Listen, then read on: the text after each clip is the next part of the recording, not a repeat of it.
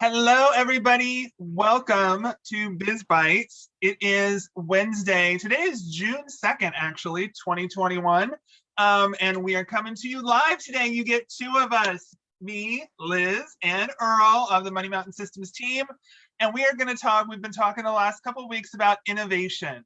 What is innovation? Innovations that have affected your industry, changes in technology and things that have come through the pandemic, which if you are watching this live, we are coming out of. If you are watching this after the fact, hopefully things have kind of settled into a nice groove.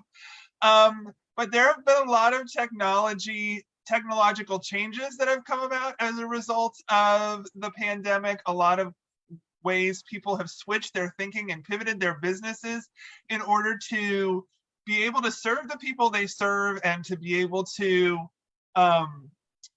stay in business, to be able to continue in business. Now, sometimes you get a little bit stuck in your business, and there are specific places that you're going to need to get through. Maybe there's a bottleneck in your business. And some innovations can really help you, but you have to decide, what is it I'm going to do first, or what is it I'm going to do next? So I am going to hand it over to Earl. He is going to talk about how to utilize those things and how to figure out what to do next. Take it away. Well, thanks, Liz. Yeah, innovation is one of my favorite components of coaching and consulting, because it lets you bring ideas from a whole wide variety of disciplines to bear on your specific business. And a lot of people don't think about the parallel between, say, the medical industry and the restaurant. But there are things that are changing and improving in every field, whether it's aerospace or energy, that can be brought to bear on a very simple problem. Let me give you an example. I was working with a crane and rigging company down on the Gulf Coast, and they had cranes in all the major refineries along the shipping canal outside Houston. And one of the things that they were struggling with was, how do we increase our close rate? Their salespeople had fantastic relationships with all of the potential customers, but they didn't seem to be getting any more sales this year than they did the previous 3 years. And we looked at it, and we looked at how to create a product as opposed to providing a service, and put a name on that product that gave the customers a comfortable feeling in doing business with them. So by productizing their service and talking about it with a name and an image behind it and so forth, they were able to increase their sales by 20% in 1 year. So innovation is applying creativity to solve a specific business problem or to help you achieve a specific business goal. And that's what we're going to talk about today, is what part of your business do you need to improve on? We've talked over the course of the last year about the 7 basic components of a business. We have planning, building or acquiring products, building our community, converting prospects into customers, delivering a wow experience, building our team, and operating the business on a day-to-day basis. Which one of those do you need to have the most improvement on in the shortest amount of time?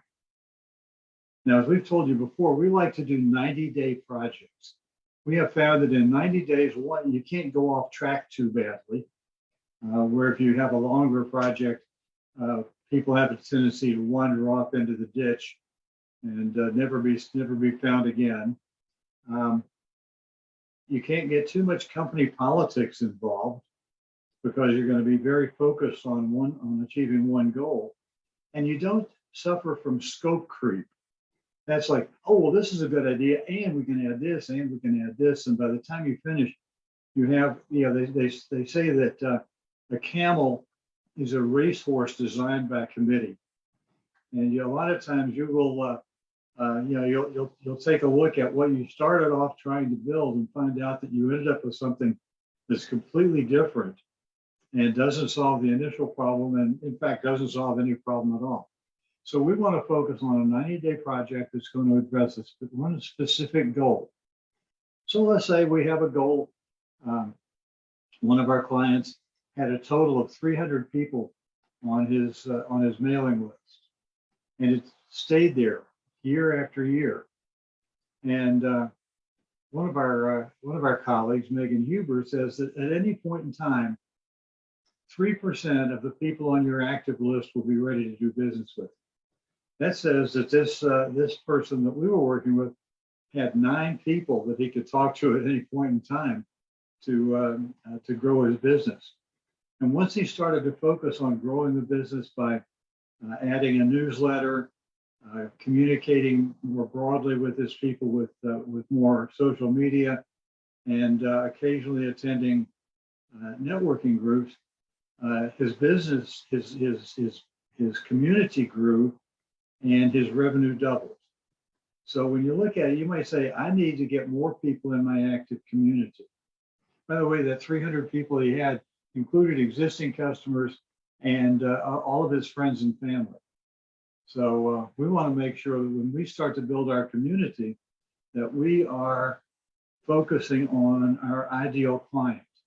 And Liz has talked to you in the past about building the avatar of your ideal client and thinking about exactly what the characteristics are of somebody who is most likely to buy from you and become a repeat customer, a repeat business.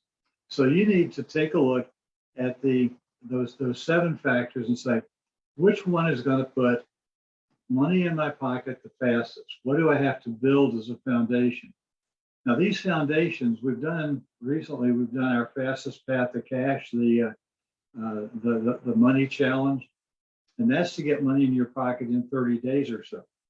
This is maybe going to take a little bit longer. This might take 90 days to 180 days to really start generating a cash flow. But when it comes in through a systemized approach, the cash flow is going to be much more significant than you'll get just out of a 30-day challenge. So which of those aspects of the business are going to have the most immediate impact? Michael Gerber, who wrote the E-Myth Revisited, says that the first system that you should look at is your delivery system, the wow customer experience. Because he says that if you build a great customer acquisition system, and then you do a poor job delivering product, that's the fastest way to go out of business, because your customers will talk among themselves about what a poor job you did of delivering after you did such a great job of selling. And you've experienced over-promise and under-deliver. And what Gerber says that you want to do is under-promise and over-deliver. So deliver that customer experience. So you need to document how you're going to deliver your product to make it extremely successful. The second thing you might need to look at is, do I have a really clear understanding of who my ideal client is? Do I have my community built the way that they like it? Now, on the chart that we showed you 3 weeks ago, I'm sure you remember it, we had the little arrows going back and forth between product and customer, because it's one of those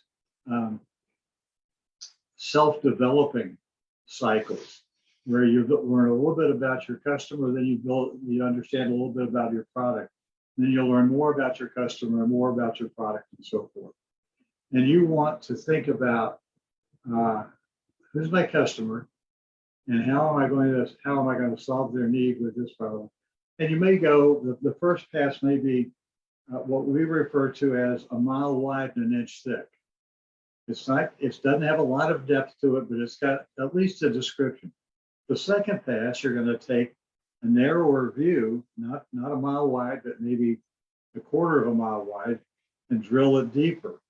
So you go into more systems.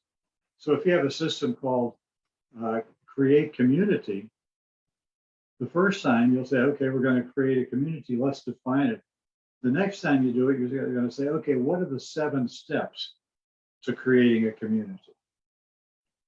And then you're going to look at those 7 and say, okay, which one do I need to do best? And which one do I need to do second best, and so forth.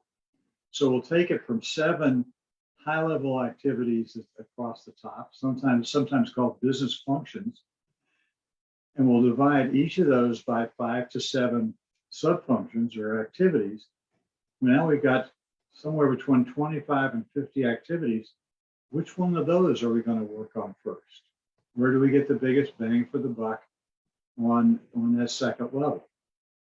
And then, depending on the complexity of your business, you might even take it down a third level and take that 5 to 7 and expand it by 5 to 7. Now you're at, do the math with me here, folks, 125 to 300 lower level activities. And over time, you want to do the most important at that level as well as you possibly can. We could talk about that level for a second and think, well, there are 3 things that can happen at that level. Some are called hygiene factors. Professor Frederick Herzberg described a hygiene factor as like taking a shower, brushing your teeth. If you do a really great job at a hygiene factor, nobody notices. But if you do a poor job at a hygiene factor, everybody notices. So the hygiene factors are things that you need to take care of, but you're not going to get any big plus points for accomplishing them. The second type are strategic activities. These are the ones that if you get them right, you're going to make a 5 to 10 to 20 times increase in your business. Your profit margin is going to go up dramatically, and you're going to be very successful. And then there are a whole bunch in the middle, like the line from Third Rock from the Sun when a guy decided to rearrange the video store, and he had videos I've seen, videos I liked, videos I didn't like, videos I haven't seen. Well, that's going to be the majority of them. Those are the ones you'll get to later. You don't need to spend a whole lot of your time and effort on things that are not strategic or not hygiene factors. But you've got to get the strategic activities and the hygiene factors done and done right. So by picking out the area where you want to get the most bang for your buck in the first 90 days, it might be the first 90 days I have to grow my community. The second 90 days I have to improve my delivery system. The third 90 days I need to improve my product description so that they align with my community.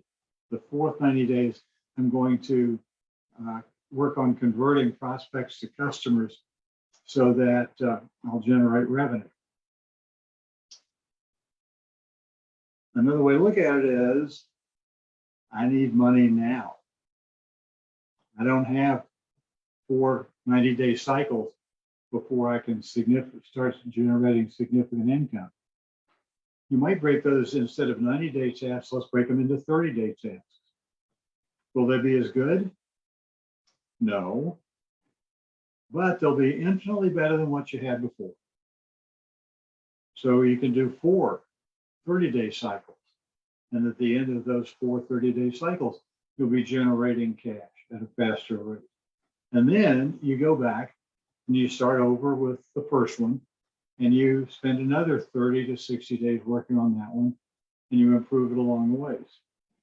You know, Benjamin Franklin had a technique he used every year. At the beginning of the year, he would write down 12 areas of his life that he wanted to improve. And then he would sort them, one for each month. So it may be that he wanted to improve his health in January, he wanted to improve his intellect in February, he wanted to improve his business in March, and so on. And he'd spend 30 days working on that goal. Now, after 30 days, you have the results of that improvement activity in your head, and you're going to continue to repeat it, even if it's not your focus. It's kind of like the old Reader's Digest, use a word 10 times a day and you'll own the word. Well, it's kind of the same thing. Once you do one of these activities and you repeat it for 30 days, you own that new process. It becomes your habit. Now, at the end of 30 days, you look at the next 11 items, and you might say, okay, yep, what I said was going to be number 2 is still number 2. It might be that, no, you need to make a change. You realize that something else has become more important. Or it may be that you say, number 1 was so important, I really need to spend another month working on that. Any of those answers is fine, as long as you make a conscious decision and you do it intentionally. A couple of years ago, intentional was our word for the year. And we wanted to make sure that everything we did intentionally. We didn't want to do things by accident. We wanted to be very focused, another word of the year. And we wanted to make sure that we did things intentionally. So when you look at the high-level 7 activities or functions for our business, where do you need to spend your time first to improve your business? And I would suggest that it's either build your community, build your product, get customers to become, or get members of your community to become customers, or deliver that wow experience. Now, maybe to start it, you want to spend a week writing your high-level strategic document. That gives you a framework for everything you're working on. One of the things that you hear in corporate America these days, everybody focuses on architecture.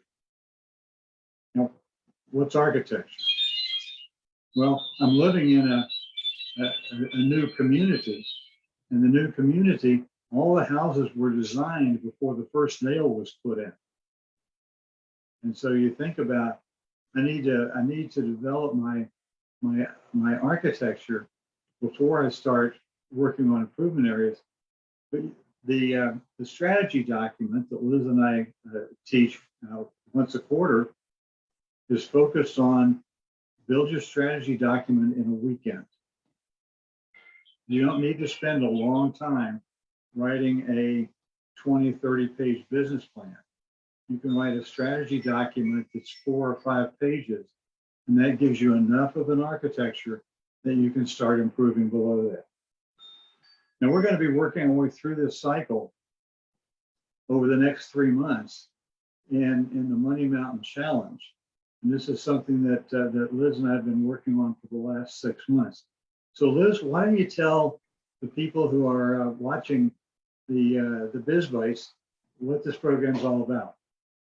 Thanks so much. I loved all of those things you were saying about making sure that you focus on the area that you really need to make a big impact in your business right now. And in the next 90 days, you can really overhaul a lot of those areas in your business and take a deep dive, a look at each and every one of those areas so that you can determine which of them is going to make a huge impact in your business.